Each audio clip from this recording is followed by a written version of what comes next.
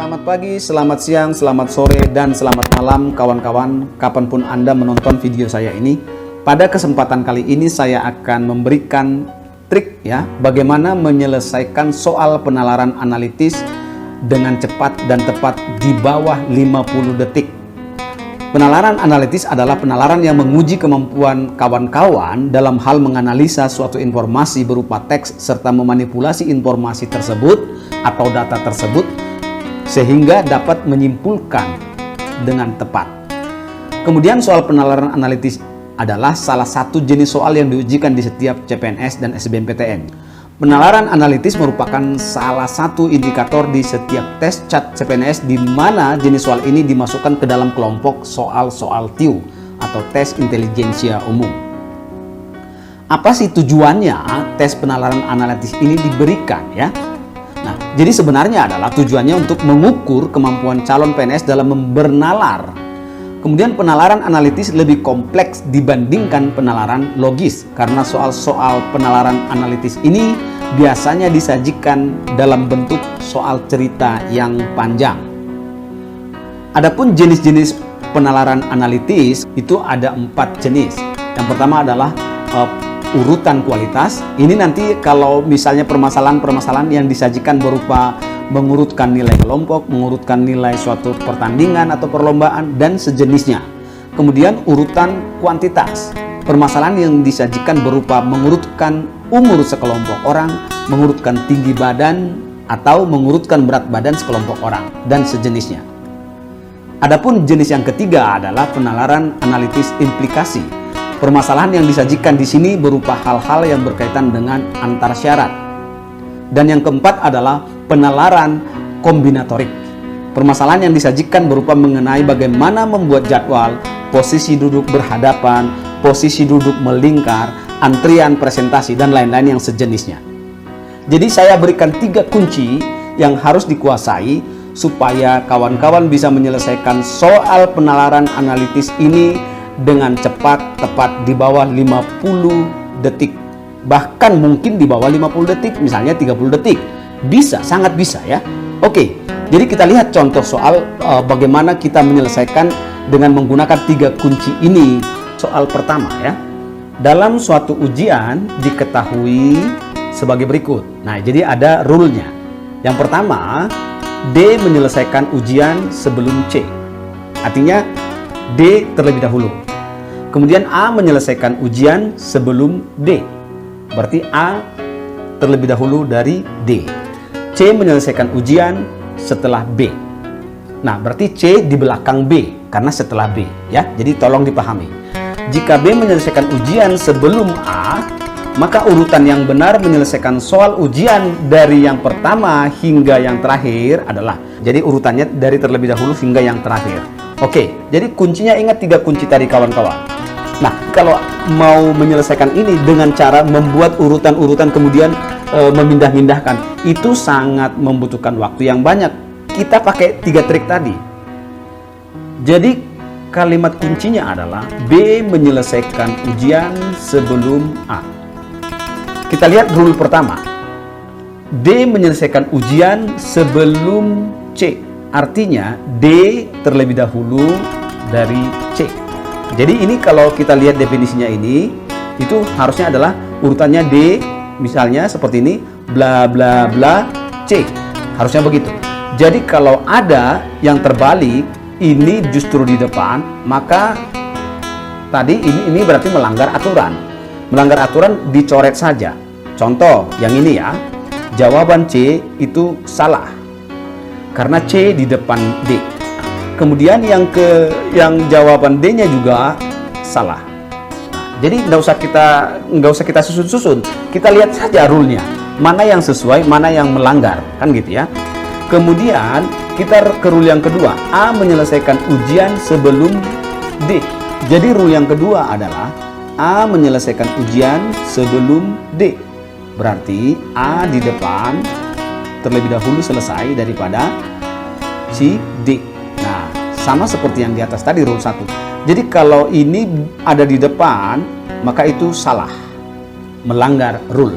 Nah, kita lihat D yang di depan A itu kita buang. D di depan A. Ini salah. Ini juga salah. Maka jawaban yang benar adalah A. Nah, jadi kalau Anda menerapkan ini berapa detik? Mungkin tidak sampai 30 detik ya. Seperti itu, kawan-kawan. Oke, kita ke soal yang kedua ya.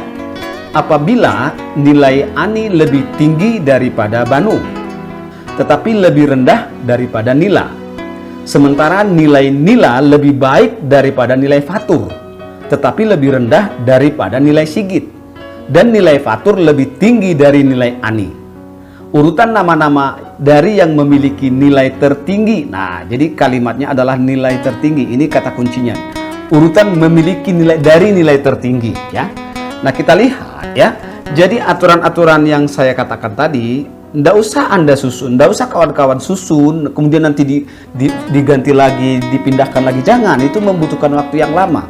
Kita lihat aturannya saja ya. Aturan yang pertama adalah Ani lebih tinggi daripada Banu. Artinya, nama si Ani berada di sebelah kiri daripada si Banu. Kalau ada yang terbalik, kalau misalnya ini di sebelah kiri dan Ani di sebelah kanan, nah seperti ini ya, maka ini salah. Berarti jawaban E adalah salah. Nah, ini kita masih bicara Ani ya, karena ada kata tetapi, kata sambung tetapi lebih rendah daripada Nila. Artinya nama Nila harus berada di sebelah kiri dari Ani. Nila ya berada di sebelah kiri, Nila ada di sebelah kiri, kemudian Nila juga masih di sebelah kiri ya, dan Nila di sebelah kiri. Berarti aman. Ini kalimat sampai terakhir aman. Sementara itu nilai Nila lebih baik daripada nilai Fatur. Berarti nilai Nila itu namanya harus di sebelah kiri dari Fatur ya. Kalau Fatur di sebelah kiri, Nila itu salah. Jadi kita cari saja ya. Berarti yang A salah. Kenapa? Karena Fatur berada namanya di sebelah kiri, berarti seakan-akan nilai Fatur lebih tinggi, padahal di aturan tadi nilai Nila lebih baik atau lebih tinggi ya. Kemudian kita lihat lagi, masih ada yang bisa kita buang ya. Jadi ternyata tidak ada ya. Jadi sudah dua jawaban yang bisa kita singkirkan. Kemudian selanjutnya ini masih lanjutannya karena ada kata sambung tetapi lebih rendah dari nilai Sigit. Berarti nilai Nila lebih rendah dari nilai Sigit. Itu artinya nama Sigit harus berada di sebelah kiri dari nama Nila ya. Nama Sigit harus berada di sebelah kiri dari nama Nila. Nah, kita lihat di sini Sigit sebelah kiri dari Nila, Sigit, oh ternyata ini salah. Nah, ya, kenapa? Karena seakan-akan nilai Nila lebih tinggi dari Sigit. Nah, sedangkan di rule itu adalah Sigit yang berada di sebelah kiri atau lebih tinggi daripada Nila. Kemudian kita lihat di sini ada dua lagi nih. Kemudian kita lanjutkan rule yang terakhir, Fatur lebih tinggi dan nilai Fatur lebih tinggi dari nilai Ani. Nilai Fatur lebih tinggi dari nilai Ani. Kita lihat Fatur lebih tinggi dari nilai Ani.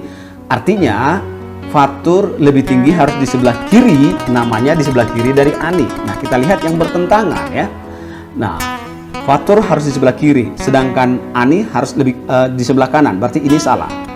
Maka dengan demikian, jawaban yang benar adalah D. Soal yang ketiga, Ayasa, Zarin, dan Salsabila adalah mahasiswa baru di sebuah universitas. Mereka patungan membeli 10 buah buku wajib dibaca pada semester 1, yaitu nama bukunya adalah buku GHIJKLNNOP. Agar buku tersebut dapat dibaca secara bergiliran dalam satu semester oleh ketiganya, mereka bersepakat untuk membaca satu judul buku satu minggu. Ya. Jadwal baca buku ketiganya diberikan sebagai berikut. Ini artinya adalah rule-nya, aturannya ya. Buku O harus dibaca tepat setelah buku N. Itu artinya ya, maka membaca buku N kemudian lanjut langsung O, NO. Nah, jadi urutannya harus NO seperti itu. Kemudian buku G merupakan lanjutan dari P. Nah, ini artinya adalah buku G lanjutan dari P. P terlebih dahulu dibaca, tetapi bla bla bla boleh langsung, boleh tidak, karena di sini katanya lanjutan saja. Ya, jadi nanti boleh diselang-selingi oleh buku lain, itu maksudnya di sini. Kemudian buku IJHM itu harus dibaca secara berurutan, artinya tidak boleh diselang-selingi. Kalau kita membaca buku I, langsung J, kemudian minggu berikutnya H, kemudian minggu berikutnya M. Itu maksudnya di sini ya. Kemudian buku N dibaca sebelum buku P. Buku N dibaca sebelum buku P. Ini artinya ya, rule yang keempat ini, N itu dibaca sebelum P. Nah, bla bla bla P. Tapi dengan rule yang pertama, kalau kita hubungkan, maka NO bla bla bla P. Nah, seperti itu ya. Kemudian Jarin membaca buku N di minggu pertama. Jadi Jarin membaca buku N di minggu pertama dan buku G di minggu ke-8. Oke, ini nanti kita lihat ya. Ayasa membaca buku P setelah buku K dan membaca buku L di minggu terakhir. Jadi ini artinya kalau kita lihat di sini aturannya, Ayasa membaca buku P setelah buku K, berarti K bla bla bla P. Nah, kan kira-kira seperti itu. Nah, kalau kita kaitkan dengan ini, maka sebenarnya boleh kita ubah menjadi ya N O bla bla bla P. Nah, supaya sesuai rule-nya, kan begitu ya. Maka rule yang terakhir adalah Salsabila membaca buku O di minggu keempat dan membaca buku P setelah buku M. Jadi artinya kalau kita buat ini, Salsabila membaca buku O di minggu keempat. Nah, di sini O. Kemudian membaca buku P setelah buku M. Jadi anggaplah kira-kira bla bla bla M. Kemudian bla bla bla P. Kan kira-kira seperti itu ya. Nah, kemudian yang ditanya adalah kata kunci pertanyaannya adalah Salsabila membaca buku di minggu pertama buku apa? Kan begitu ya. Nah, kita lihat di sini. Baca buku di minggu pertama. Di sini buku apa? Ya, buku apa di sini? Nah, oke, kita lanjutkan. Kalau dia membaca buku O di minggu keempat, maka tidak mungkin membaca buku IJHM di minggu pertama, karena di minggu keempat itu sudah O, nggak mungkin kita lepas M. Jadi IJH, nah kita lepas, nggak mungkin karena pada rule ini disyaratkan itu harus berurutan.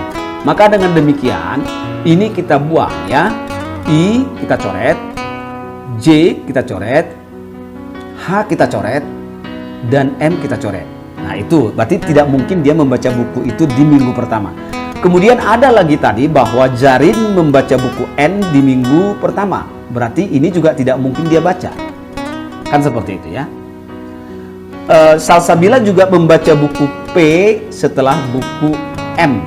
Maka buku P tidak mungkin dia baca pertama. Kan begitu. Setelah buku M. Nah, kita buang ya.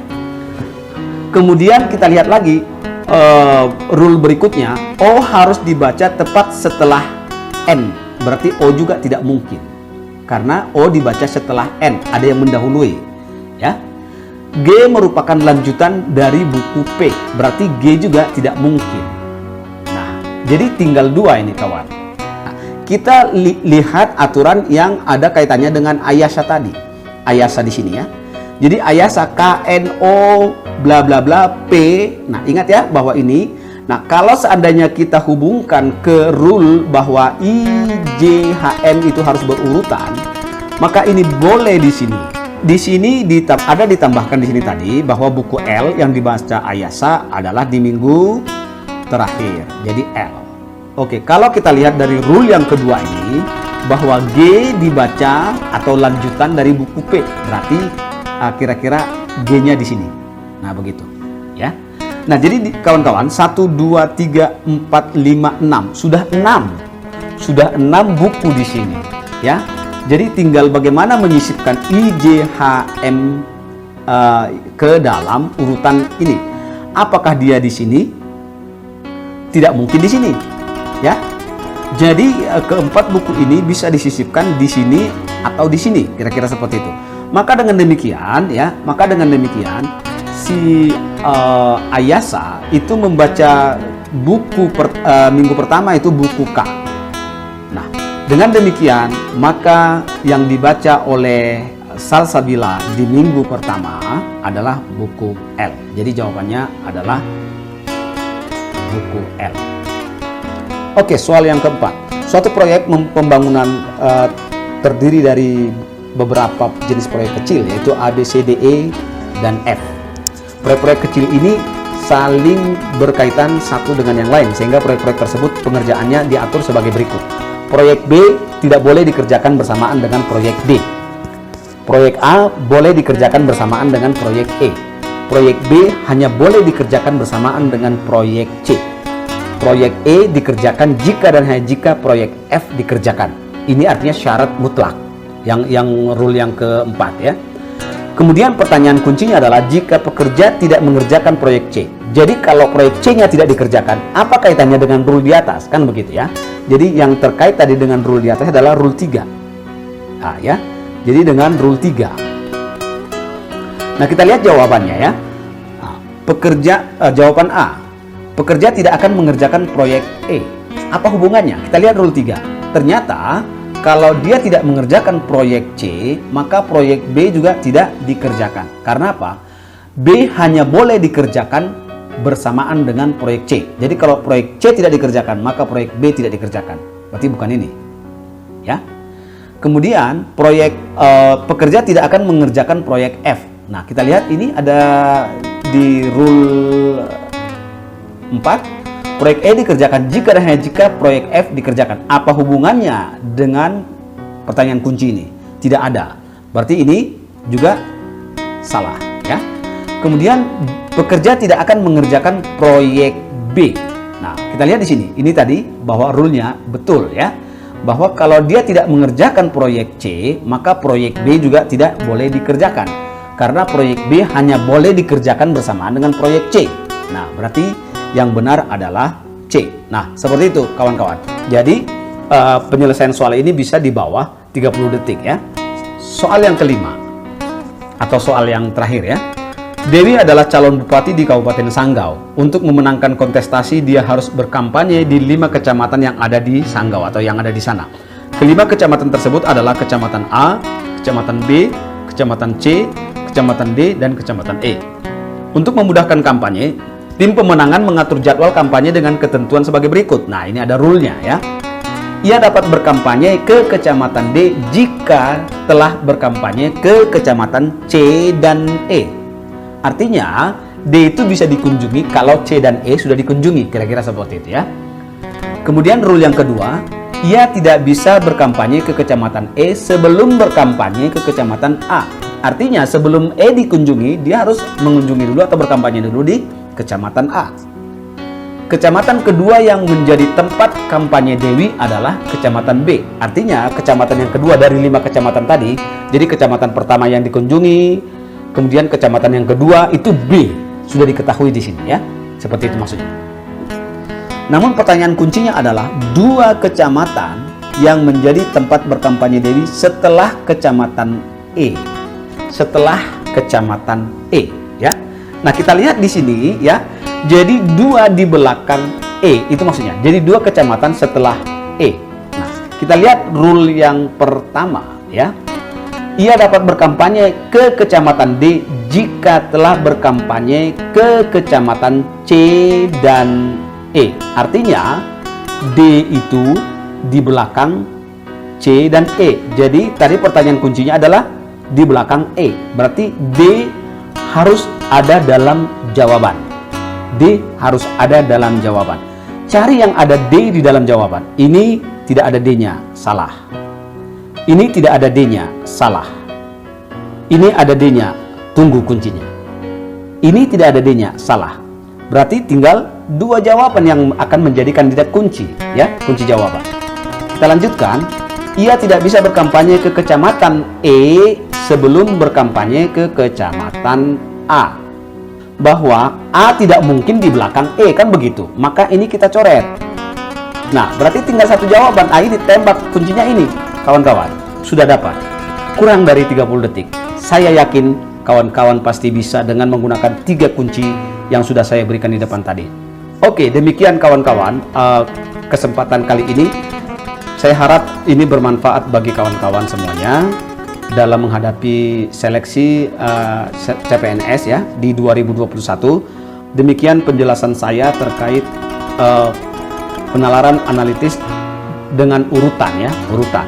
Terima kasih, sampai ketemu di video berikutnya. Salam sukses.